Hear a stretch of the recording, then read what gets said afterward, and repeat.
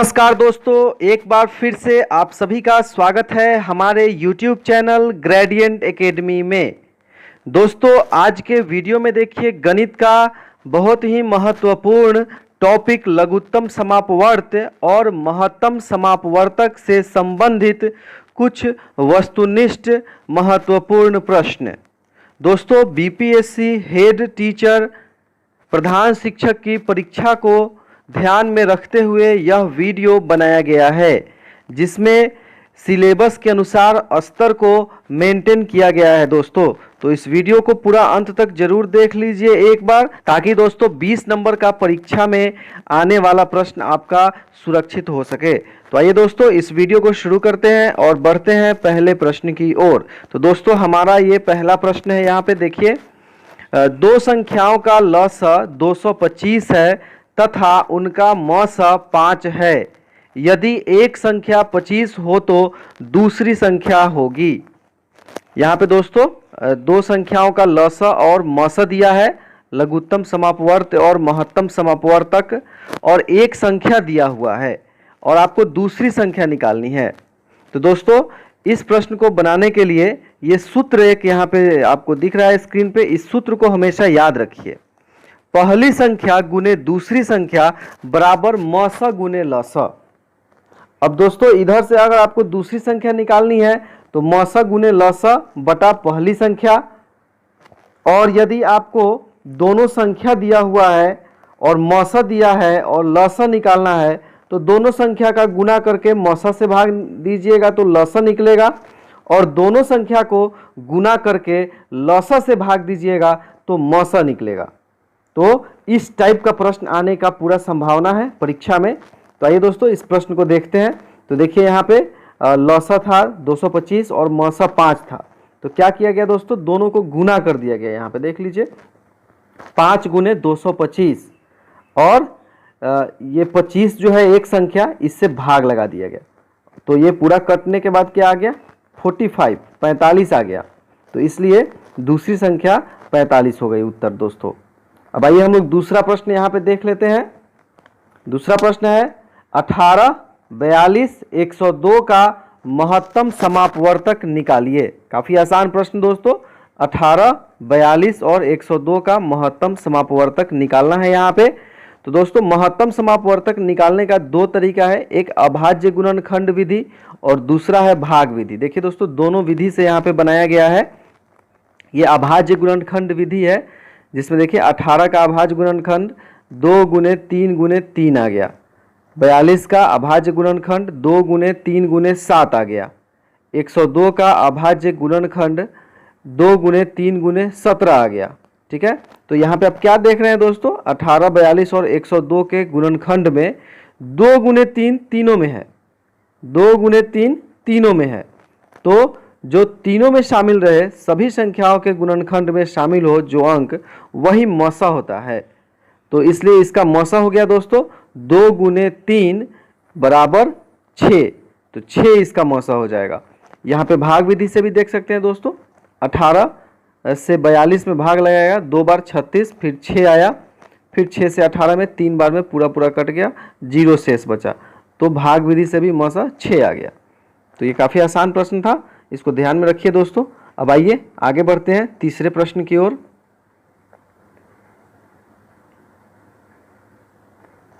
तीन संख्याओं का मसा 12 है। यदि ये संख्याएं 1:2:3 के अनुपात में हो तो संख्याएं हैं। ये ऑप्शंस, 4 ऑप्शंस हैं दोस्तों। आपको ये बताना है कि तीन संख्या है जिसका मसा 12 है और ये संख्याओं का अनुपात है 1:2:3, तो संख्या बताना है दोस्तों। तो आइए इस प्रश्न को देखते हैं किस प्रकार से हम लोग बना सकते हैं। तो देखिए दोस्तों यहाँ संख्या हम लोग मान सकते हैं अनुपात के संदर्भ में। पहली संख्या x, दूसरी 2x और तीसरी 3x, और तीनों का मौसा है 12। तो जरा देखिएगा गौर से, x है पहला, दूसरा 2 गुने x, तीसरा 3 गुने x, तीनों में x है कॉमन, x उभयनिष्ठ है, तो निश्चित रूप से इसका मौसा x होगा। तो मौसा दिया हुआ है 12, इसका मतलब है कि x का मान होगा 12। तो जैसे ही x का मान 12 होगा कि तीनों संख्याएं हो जाएगी 12, और ये 2x है तो 2 गुने 12 24 हो गया, और ये 3x है तो 3 गुने 12 36 हो गया। तो संख्याएं दोस्तों क्या हो गई 12, 24 और 36। ठीक है, अब आइए दोस्तों हम लोग चौथे प्रश्न की ओर बढ़ते हैं। इससे पहले दोस्तों मैं बता दूं, यदि आप इस चैनल पर नए हैं तो चैनल को सब्सक्राइब कर लीजिए और वीडियो को कर दीजिए फटाफट जल्दी से शेयर, और यदि यह वीडियो आपको पसंद आए तो एक लाइक ज़रूर कीजिएगा। दोस्तों हमारे पास हेड टीचर की परीक्षा के लिए संपूर्ण सिलेबस के अनुसार PDF उपलब्ध है। दोस्तों गणित, DLED, सामान्य विज्ञान, सामाजिक विज्ञान एवं राष्ट्रीय आंदोलन से संबंधित प्रश्नों का PDF प्राप्त करने के लिए आप हमारे इस नंबर पर कांटेक्ट कर सकते हैं। दोस्तों इस नंबर पे सिर्फ 351 का पेमेंट करके आप सभी PDF को WhatsApp के माध्यम से प्राप्त कर सकते हैं। दोस्तों तो ज़रूर इस पे संपर्क करें और PDF जल्द से जल्द प्राप्त कर ले ताकि आपकी तैयारी बेहतर से बेहतर हो सके। दोस्तों तो आइए अब आगे बढ़ते हैं और चौथा प्रश्न देख लेते हैं। दोस्तों आइए देखते हैं चौथा प्रश्न, यहाँ पे देख लीजिए। वह छोटी से छोटी पूर्ण वर्ग संख्या जो 3, 4, 7, 10 तथा 12 से पूर्णतः विभाजित हो, अर्थात आपको वह छोटी से छोटी पूर्ण वर्ग संख्या बताना है जो 3, 4, 7, 10 और 12 से पूर्णतः विभाजित हो जाए। तो दोस्तों ये ऑप्शंस हैं, डी देख लीजिए ABCD। तो दोस्तों यहाँ पे देख लीजिए 4 ऑप्शंस हैं आपके स्क्रीन पे। यदि आप इन प्रश्नों का हल कर सकते हैं, इनका उत्तर बता सकते हैं तो कृपया कमेंट कर हमें ज़रूर बताएं दोस्तों कि आप ये 10 प्रश्न में से कितने प्रश्नों को आपने सॉल्व कर लिया। अब आइए इसका हल देखते हैं। तो सबसे पहले क्या करेंगे, 3, 4, 7, 10 तथा 12 का लसाअ निकालेंगे। तो दोस्तों आप लसाअ निकाल सकते हैं अभाज्य गुणनखंड विधि या फिर भाग विधि के द्वारा। तो लसाअ यहाँ पे आ जाएगा दोस्तों 2 गुने 2 गुने 3 गुने 5 गुने 7। दोस्तों यदि आपको फिर भी कोई समस्या होती है तो कमेंट कर हमें ज़रूर बताएं, आपकी सारी समस्याओं को दूर कर दी जाएगी। दोस्तों आइए देखिए यहाँ पे लसाअ आ गया 2 गुने 2 गुने 3 गुने 5 गुने 7। तो यहाँ हम लोग क्या देख रहे हैं, 2 का जोड़ा है लेकिन 3, 5, 7 का जोड़ा यहाँ नहीं है। और जैसा कि हम सभी जानते हैं वर्ग संख्या होने के लिए अभाज्य गुणनखंड में जोड़ा होना जरूरी होता है।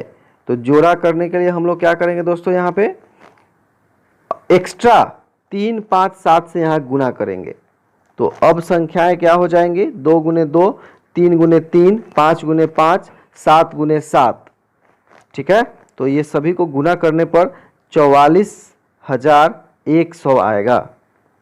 तो 44,100 इसका सही उत्तर हो गया। दोस्तों अपनी राय, अपना सुझाव हमें कमेंट के माध्यम से जरूर बताएं। दोस्तों आइए अब 5वां प्रश्न देखते हैं। यहाँ पे वह छोटी से छोटी संख्या क्या होगी जिसमें 12, 15, 21, 36, 48 से भाग देने पर हर हाल में 7 शेष बचे।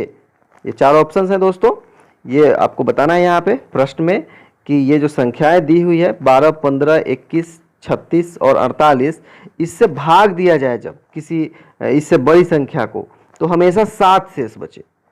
तो इस प्रश्न को कैसे बनाएंगे, तो दोस्तों काफ़ी आसान है इसको बनाना। आप क्या कर सकते हैं, इन सभी संख्याओं का लसाअ निकालिए और उसके लसाअ में 7 जोड़ दीजिए, बस हो गया।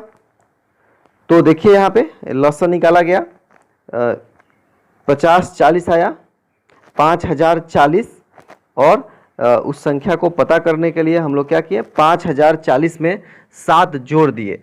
तो दोस्तों उत्तर आ गया इसका 5047, 5047, 5047, ये इसका उत्तर हो गया।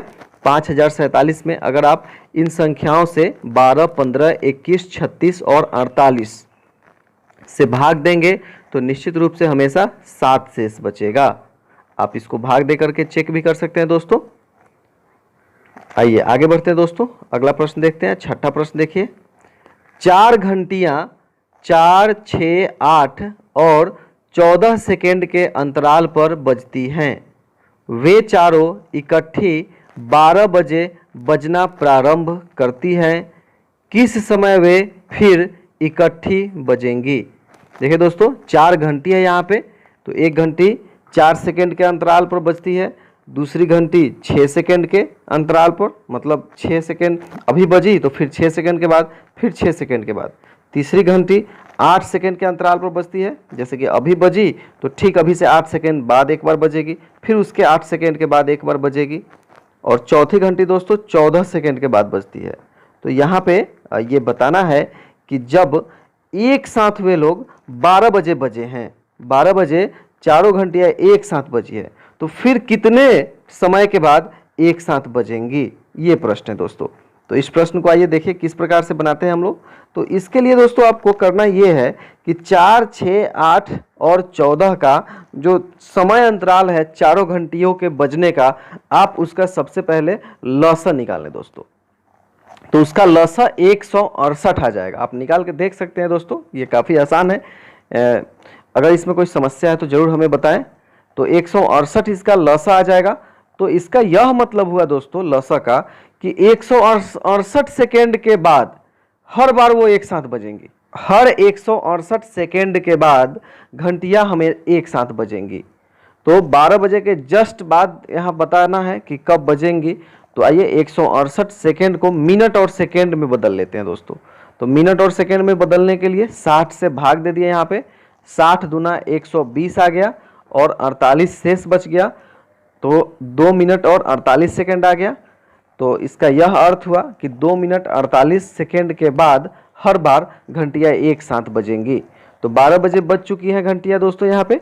तो हम क्या करेंगे, 12 बजे में 2 मिनट 48 सेकेंड को जोड़ देंगे। तो 12 बजकर 2 मिनट और 48 सेकेंड पे पुनः एक साथ घंटियां बजेंगी दोस्तों। ये इसका सही उत्तर हो गया। तो यहाँ पे देखिए दोस्तों, इसका सही उत्तर ऑप्शन क्या हो गया, ऑप्शन ए इसका सही हो गया, 12 बजकर 2 मिनट और 48 सेकेंड। अब आइए दोस्तों आगे बढ़ते हैं दूसरे प्रश्न पे। ये देखिए 7वां प्रश्न है हमारे पास यहाँ स्क्रीन पे। वह छोटी से छोटी संख्या जिसे 12, 16, 20, 24 तथा 28 से विभाजित किया जाता है तो क्रमशः 5, 9, 13, 17 तथा 21 शेष बचता है। ये 4 ऑप्शंस है। तो यह बताना है दोस्तों कि वह छोटी से छोटी संख्या, वैसी संख्या जिसको ये देखिए 1, 2, 3, 4, 5 संख्या यहाँ पे दी हुई है, 12, 16, 20, 24 और 28। जब आप 12 से भाग देते हैं तो 5 शेष बचता है। जब आप 16 से भाग लगाते हैं उसमें तो 9 शेष बचता है। जब 20 से भाग लगाया जाता है तो 13 शेष बचता है। जब 24 से भाग लगाया जाता है तो 17 शेष बचता है। और जब 28 से भाग लगाते हैं तो 21 शेष बचता है। देखिए दोस्तों, ये प्रश्न काफ़ी आसान है। यदि आप इसको समझ जाते हैं, इसके कॉन्सेप्ट को, तो बहुत आसान प्रश्न है दोस्तों। आप देखिएगा आगे, हम अभी बताएंगे आपको। तो यह प्रश्न है हमारा, ये काफ़ी महत्वपूर्ण है। अक्सर प्रतियोगिता परीक्षा में देखा जाता है कि यह प्रश्न जरूर रहता है। तो इसको ध्यान से देखिए दोस्तों। आप देखेंगे दोस्तों, इस प्रकार के प्रश्नों में जब आपको भाग जिससे लगाना है और जो शेष बच रहा है उसमें से अगर शेष को घटाइएगा तो सभी में एक समान आएगा। देखिए 12 से 5 शेष, 16 से 9 शेष, 20 से 13 शेष, 24 से 17 शेष, 28 से 21 शेष। अर्थात 12 - 5, 16 - 9। देखिए यहाँ पे दोस्तों, ये देखिए यहाँ पे 12 - 5, 16 - 9, 20 - 13, 24 - 17 और 28 - 21। सब में क्या देख रहे हैं, 7 शेष बच रहा है दोस्तों। तो इस तरह के प्रश्न में जब जिससे भाग लगाना है और जो शेष बच रहा है, जब उसको घटाइएगा तो हर बार एक ही समान आएगा। तो सभी का अंतर यहाँ 7 है दोस्तों। तो संख्या आपको बताना है। तो संख्या के लिए आप क्या करिएगा, 12, 16, 20, 24 ये सभी का लसा निकाल लीजिए और उसमें से 7 को घटा दीजिए। देखिए दोस्तों, एक बार और सुनिए इसको। आपको करना यह है कि जो चारों संख्याएं थी जिससे आपको भाग लगाना था, उनका लसा निकाल लेना है। और लसा निकालने के बाद ये जो बराबर हमेशा आ रहा है 7, इसको माइनस कर लेना है उसमें से, फिर आपका उत्तर आ जाएगा दोस्तों। तो 12, 16, 20, 24 का लघुत्तम समापवर्त्य आप निकालेंगे तो 1680 आएगा। निकाल के देख सकते हैं दोस्तों यहाँ पे। और उसमें से 7 को घटा दिया जाएगा तो 1673 आ जाएगा। तो दोस्तों इस प्रश्न का सही ऑप्शन हो गया, ऑप्शन ए इसका सही उत्तर हो गया, 1673। तो बिल्कुल घबराया नहीं दोस्तों, इस तरह के प्रश्न से और आप इस प्रकार से इस तरह के प्रश्न को बना सकते हैं। एक बार देखें कि जिससे भाग लगाना है वो संख्या और जो शेष बच रही है वो संख्या, क्या दोनों का माइनस अर्थात घटाव समान आ रहा है? समान आ रहा है तो बहुत आसान है, आपको जिन जिन संख्याओं से भाग लगाना है उन सभी संख्याओं का लसन निकालिए और माइनस करके जो आया है, जैसे कि यहाँ पे 7 आया था, उसको उसमें से घटा लीजिए, बस बन जाएगा आपका क्वेश्चन ये। अब आइए आगे बढ़ते हैं दोस्तों। 8वां प्रश्न देख लीजिए यहाँ पे, वह बड़ी से बड़ी संख्या जिससे 122 तथा 243 को भाग देने पर क्रमशः 2 तथा 3 शेष रहते हों। ठीक है दोस्तों, यहाँ पे बताना है आपको वह बड़ी से बड़ी संख्या जिससे इन दोनों को भाग लगाया जाए, 122 को 243 को। दोस्तों यहाँ पे 122 को भाग लगाया जाए तो 2 शेष बचे और 243 को भाग लगाया जाए तो 3 शेष बचे। देखिए यहाँ पे ये आपको बताना है वह कौन सी संख्या होगी। ठीक है, वह एक संख्या होगी कोई जिससे 122 को भाग लगाइएगा तो 2 शेष बचेगा और 243 को भाग लगाइएगा तो 3 शेष बचेगा। तो आइए दोस्तों इस प्रश्न को देखते हैं हम लोग किस प्रकार से बना सकते हैं। तो यहाँ पे इस प्रश्न को बनाने के लिए दोस्तों आपको करना ये है कि 122 में से 2 को घटा लीजिए और 243 में से 3 को घटा दीजिए, फिर उनका मौसा निकाल दीजिए, जो आएगा वही उत्तर हो जाएगा। दोस्तों 122 में से 2 को घटाना है, 243 में से 3 को घटाना है और दोनों का मौसा निकाल देना है। तो देखिए यहाँ पे 122 में से 2 को घटाने पर 120 आया, 243 में से 3 को घटाने पर 240 आया और दोनों संख्याओं 120 तथा 240 का मौसा 120 आ गया। तो इस प्रश्न का उत्तर हो गया दोस्तों 120। अब आइए दोस्तों हम आगे बढ़ते हैं, 9वां प्रश्न देख लेते हैं फटाफट से। दोस्तों हमारे पास पूर्णतः सिलेबस के अनुसार PDF उपलब्ध है जिसमें गणित, DLED, सामान्य विज्ञान, सामाजिक अध्ययन एवं राष्ट्रीय आंदोलन 1857 ईस्वी से इन सभी विषयों पर PDF महत्वपूर्ण प्रश्न हमारे पास उपलब्ध है। PDF प्राप्त करने के लिए जल्द से जल्द इस नंबर पे संपर्क करिए और सिर्फ 351 का पेमेंट करके आप संपूर्ण PDF प्राप्त कर सकते हैं दोस्तों। तो देर ना करें, जल्दी से संपर्क करें और अपनी तैयारी को बढ़िया से बढ़िया करें। 9वां प्रश्न देखिए दोस्तों यहाँ पे, 7 metre 3 metre 85 centimetre 12 metre 95 centimetre लंबाइयों के मापन के लिए सबसे बड़ी लंबाई निम्न में कौन सी प्रयोग की जा सकती है। तो दोस्तों यहाँ पे आपको बताना है वह कौन सी बड़ी लंबाई है जिससे इस तीनों को मापा जा सकता है। 7 मीटर के लंबाई को भी माप लीजिएगा और 3 मीटर 85 सेंटीमीटर की लंबाई को भी माप लीजिएगा और 12 मीटर 95 सेंटीमीटर की लंबाई को भी माप लीजिएगा। तो वो मापन वाली इकाई की लंबाई कितनी होनी चाहिए ज़्यादा से ज़्यादा, ये आपको बताना है दोस्तों।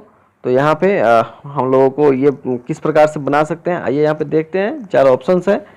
इस प्रश्न को बनाने के लिए सबसे पहले आप सभी को सेंटीमीटर में बदल ले दोस्तों। देखिए यहाँ पे 7 मीटर है, 3 मीटर 85 सेंटीमीटर है, 12 मीटर 95 सेंटीमीटर है। तो क्या करेंगे, ये तीनों को सेंटीमीटर में बदलेंगे। आइए दोस्तों सेंटीमीटर में बदल लेते हैं। यहाँ पे 7 मीटर क्या हो जाएगा 700 centimetre, 3 metre 85 centimetre 385 centimetre, 1 metre में 100 सेंटीमीटर होता है दोस्तों, तो 3 मीटर में 300 सेंटीमीटर होगा और 85 सेंटीमीटर है इसमें, तो 300 में जब 85 जोड़ेंगे तो 385 सेंटीमीटर होगा। वैसे ही 12 मीटर 95 सेंटीमीटर 1295 सेंटीमीटर होगा दोस्तों। अब आपको क्या करना है, सेंटीमीटर में बदलने के बाद तीनों का मौसा निकाल लेना है, 700, 385 एवं 1295 का। तो मौसा भाग विधि या फिर अभाज्य गुणनखंड विधि दोनों में से किसी से भी बना सकते हैं। तो यहाँ पे इनका मौसा निकाला गया है तो 35 आया है दोस्तों, 35 सेंटीमीटर। इसलिए इस प्रश्न का सही उत्तर हो जाएगा दोस्तों ऑप्शन सी 35। ऑप्शन सी देखिए यहाँ पे 35 सेंटीमीटर। ठीक है दोस्तों, अब आइए 10वां प्रश्न हम लोग देख लेते हैं। यहाँ पे किसी कमरे के 15 मीटर 17 सेमी लंबे और 9 मीटर 2 सेंटीमीटर चौड़े फर्श पर लगाई जा सकने वाली वर्गाकार टाइलों की न्यूनतम संख्या कितनी है। ठीक है दोस्तों, यहाँ पे आपको बताना है एक कमरा है, कमरे में 15 मीटर 17 सेंटीमीटर लंबाई है कमरे की फर्श की और 9 मीटर 2 सेंटीमीटर चौड़ाई है फर्श की। तो फर्श कैसा हो गया, आयताकार फर्श हो गया। ठीक है दोस्तों, क्योंकि लंबाई अधिक है चौड़ाई से, तो आयताकार फर्श में आपको वर्गाकार टाइल्स लगाना है। ठीक है, तो उस टाइल्स की न्यूनतम संख्या कितनी होगी जितना इसमें लगाया जा सकता है। तो आइए देखते हैं इस प्रश्न को किस प्रकार से हम लोग बना सकते हैं दोस्तों। तो टाइलों की संख्या न्यूनतम होने के लिए टाइलों का आकार बड़ा से बड़ा होना चाहिए दोस्तों, तभी टाइलों की संख्या न्यूनतम हो पाएगी। तो सबसे पहले यहाँ सभी को सेंटीमीटर में बदलते हैं। कमरे की लंबाई 15 मीटर 17 सेंटीमीटर है, तो क्या हो जाएगा 1500 प्लस 17 1517 सेमी, और चौड़ाई 9 मीटर 20 सेमी है, तो क्या हो जाएगा दोस्तों 9 मीटर 2 सेंटीमीटर है दोस्तों, तो क्या हो जाएगा 900 प्लस 2 सेमी इज इक्वल टू 902 सेंटीमीटर। अब क्या करेंगे दोस्तों, इन दोनों का मौसा निकालेंगे, 1517 का एवं 902 का। तो देखिए यहाँ पे मौसा निकाला गया है भाग विधि से, तो 41 आया दोस्तों, तो इनका मौसा 41 आया। अब क्या करेंगे दोस्तों, टाइलों की संख्या निकालने के लिए कमरे के फर्श का क्षेत्रफल, जो आयताकार फर्श है लंबाई और चौड़ाई है, तो कमरे के फर्श का क्षेत्रफल में प्रत्येक वर्गाकार टाइल का क्षेत्रफल को भाग दे देंगे। तो देखिए यहाँ पे लंबाई था 1517, तो आयत का लंबाई क्षेत्रफल होता है दोस्तों, आयत का क्षेत्रफल होता है लंबाई गुने चौड़ाई, तो 1517 गुने 902 यहाँ पे हो गया, बटा 41 टाइल जो हमारा वर्गाकार था उसके भुजा की लंबाई 41 आई थी, तो 41 गुने 41 हो गया यहाँ पे। तो जब इसको भाग लगाएंगे दोस्तों तो कटाएंगे तो 814 आएगा। तो इस प्रकार से 814 टाइल्स इस प्रश्न का उत्तर हो गया दोस्तों। किसी भी तरह के सुझाव या समस्या के लिए हमें कमेंट जरूर करें दोस्तों। हमारा वीडियो देखने के लिए बहुत बहुत धन्यवाद।